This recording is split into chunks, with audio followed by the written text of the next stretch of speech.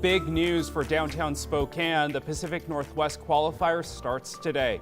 The volleyball tournament is also usually one of the city's largest tourism events of the year. Joining us this morning to talk more about the tournament's effects on the city is Kate Hudson from Visit Spokane. Good morning, Kate. So glad to have you back on the show.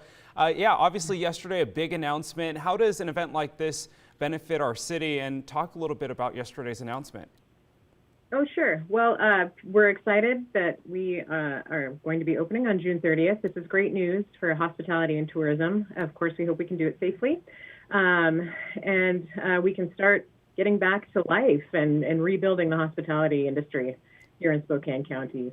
As far as P&Q, this is great news because now it's spread over 2 weekends, and there was a possibility we could get rolled back for the second portion of P&Q, and now we obviously won't be. So it's great news, and it brings in visitors.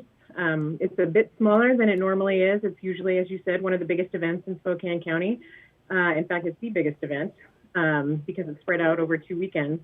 But they're only allowed to have one fan with them, and there's not as many teams that will be participating. So it's not as quite as big as it usually is, but it's still a start and a way to start rebuilding. So it's great news. Yeah. Yeah, you know, with Hoop Fest last year, obviously it didn't happen, and then 2 virtual Blooms Days now. All of these big events are huge economic drivers for our cities. What's the economic impact been since the pandemic started? Oh gosh, well over $120 million in lost events, and that includes meetings and conventions.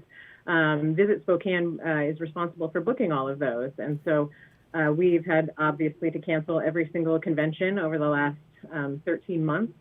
And that's a huge economic hit to Spokane County. Tourism and hospitality is typically a $1.3 billion industry for the county. And I cringe to think what the numbers are for 2020. We get those later this month. And it's not going to be $1.3 billion for 2020. But it has a direct impact on anyone who lives in the county, to the tune of $1,000 in tax relief, because when visitors come and stay in our hotels, they pay a bed tax, and that helps us out. So it's a huge impact to have events like Hoop Fest and the P&Q and all of these visitors coming in. So we took a huge hit in 2020. So let's look forward, of course. The announcement yesterday, a huge light and opportunity, kind of like we're turning the corner. Let's talk about the future. What is the future of events here in Spokane with this announcement?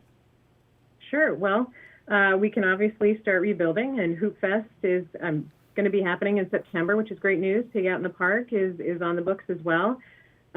We're on track. We've been busy working through all of this, as everyone has, and trying to find ways to stay afloat. And we've been busy booking out 2022 and beyond. And right now we're on pace to have more conventions in 2022 than we did in 2019. So that's great. Recovery will start, and we're going to start seeing people back in the city and exploring our area and spending money, and that's wonderful. I just hope we can do it safely and really start to rebuild. It's going to take some time, probably 3 to 5 years before we're back to where we were before the pandemic, but this is a great start and a good step in the right direction. Absolutely. All right, Kate Hudson from Visit Spokane, thanks for being with us this morning.